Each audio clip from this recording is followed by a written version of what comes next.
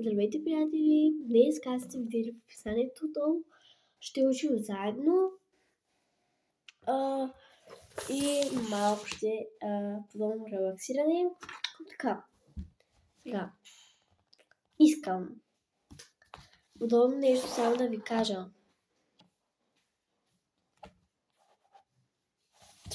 Че има само няколко задачки на писане. Има само задача 3, 5, 7, 8. Само колко задачи има? Само 4 задачки.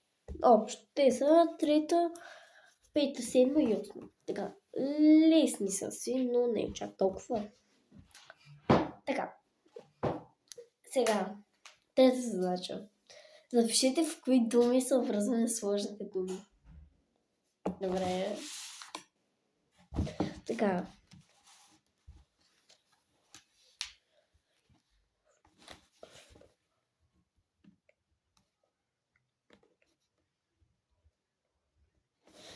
Така, хора, аз тук мога да си помагам. Първо упражнение. Пак препишете от текста и представките на и сложните думи. При сложни думи са прихълмие,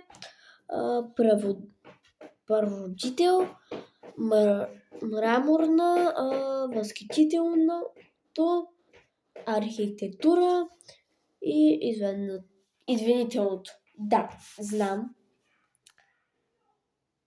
Но по принцип, както кажа, риболов е сложна дума за някой.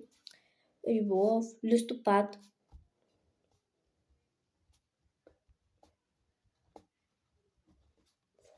Пътешествие, не, кръстобер.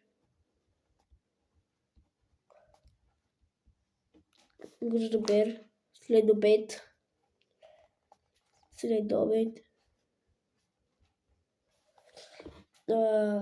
бързоног,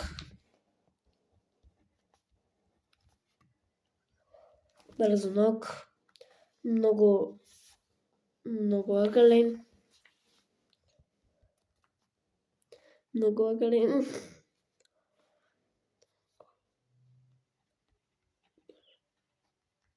така и снегурин.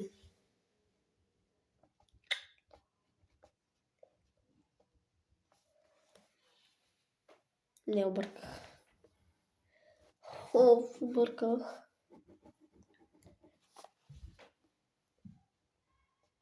Пак обърках.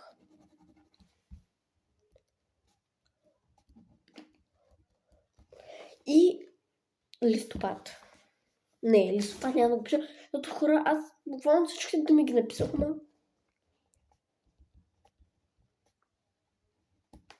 листопад. Така, готова съм с и трето упражнение. Така, трето упражнение. Напишете значението на следните сложни думи, помогнете си с тълковен речник. Къде че го взема този тълковен речник? Така, добронамерен. Добронамерени.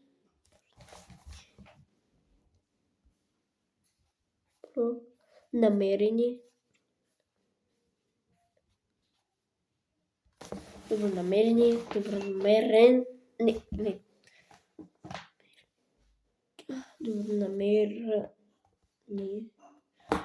Добронамер. Овкро. Така, земеделец. Земеделци.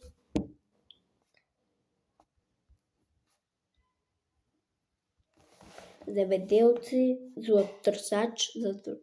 Златотърсачка.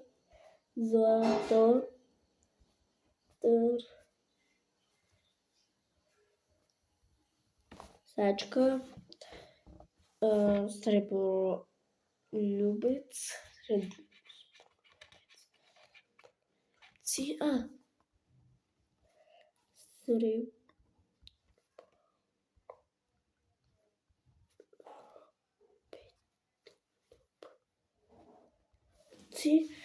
любознавател,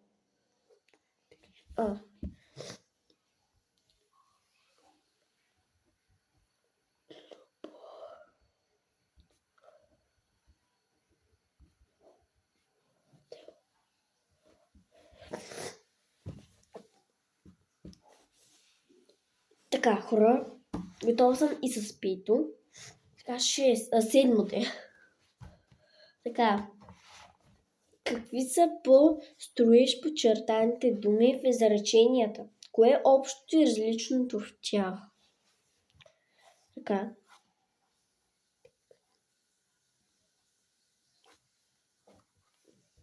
Пингвиноподобни. Не мога да прочета тази дума, сложна е. Да. Така. Възгликопачът, вагон на ресторанта, министър, председателят. Така, да.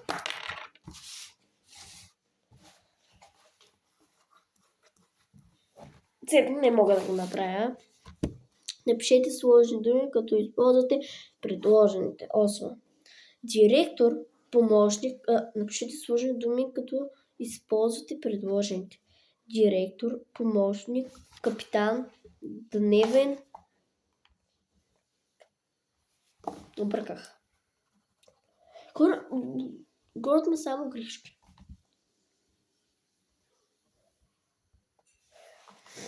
Дневен, помощник,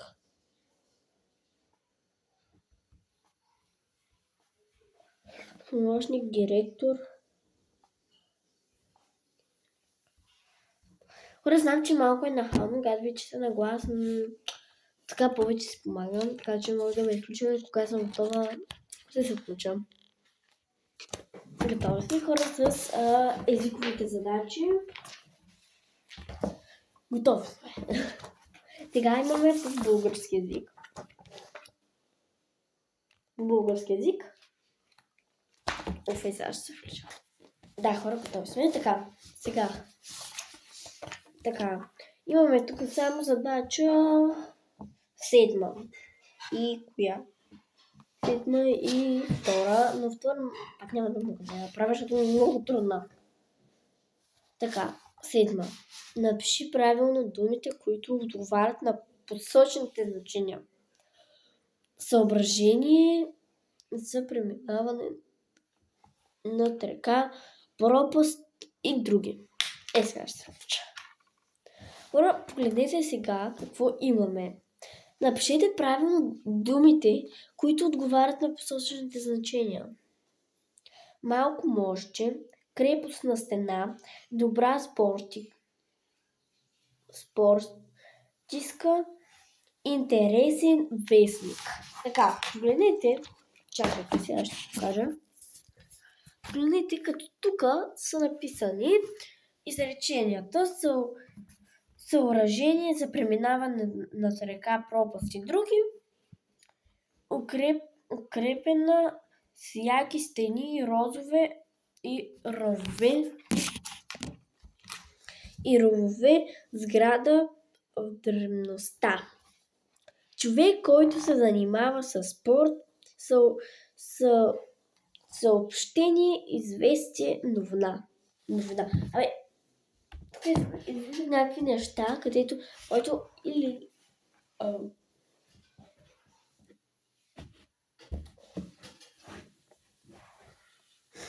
така. Сега. И тук, може би, малкото може отговаря за съоръжение, за преминаване на река, пропаст и други. Да. Трябва да го напиша ли? Не знам. И госпожата почне да ги взема за проверка.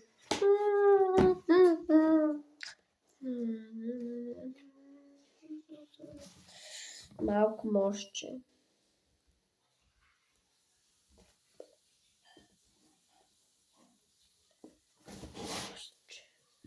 Крепостна стена. Крепостна стена.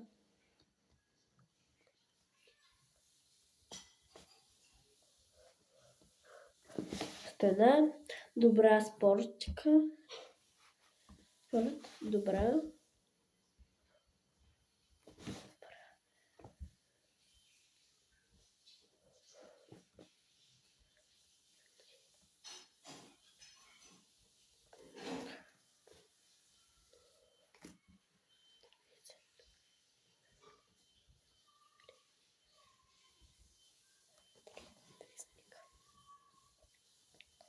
Така, чакай да си новина.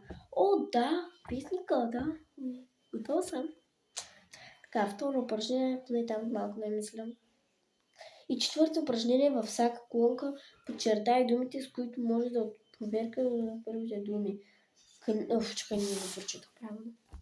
Във всяка колонка подчертай думите, с които може да се провери правописът на първите думи.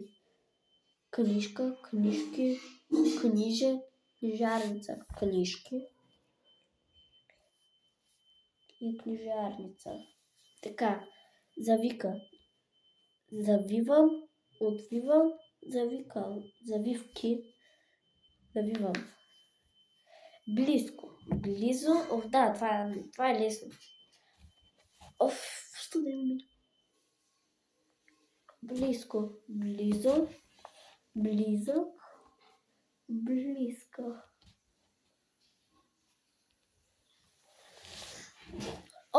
Напиши две различни.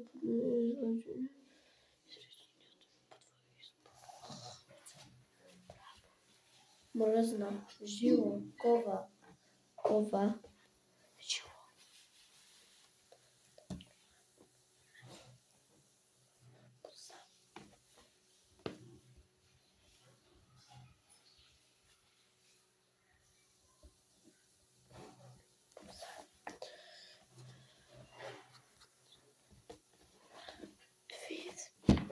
Браво.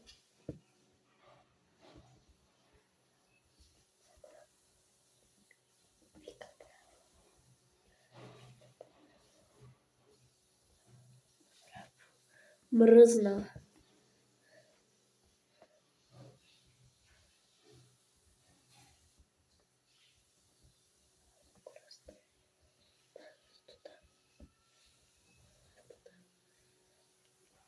Жило. Една пчела си оставя жило.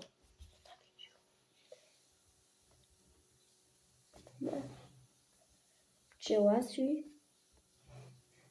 остави жилото на мен. Така. Кова, дядо, кове, дядо, кове. Готови сме. Готова съм от майчето си. Наистина. Слагаме и звънят на мама. Така, хора, ще се чуем другия път. Чао, обичаме ви!